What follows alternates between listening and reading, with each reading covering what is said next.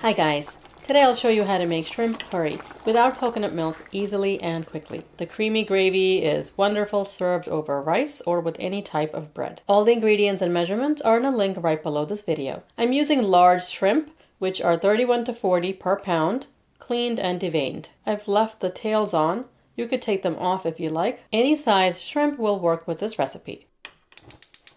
Heat up a pan and add vegetable oil. You can use coconut oil for a richer flavor. Add chopped yellow onion, finely chopped garlic and ginger, a little salt. Sauté until golden brown.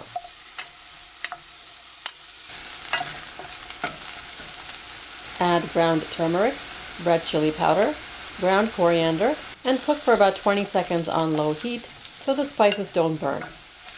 To make the gravy thick, we'll blend chopped tomatoes and the onion mixture. Add a little water if you need to. Add the blended paste to the same pot, some water. Give it a stir. Taste and add salt. The shrimp.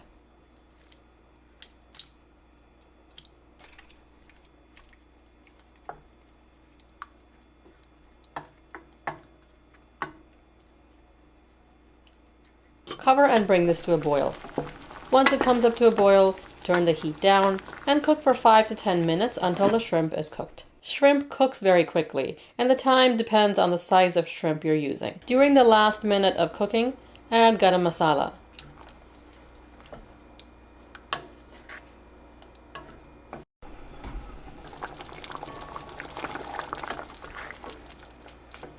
When the shrimp are cooked, add chopped cilantro if you wish. This is an easy and tasty curry, and I hope you give it a try. Subscribe for more recipes, and I'll see you next time. Thanks for watching.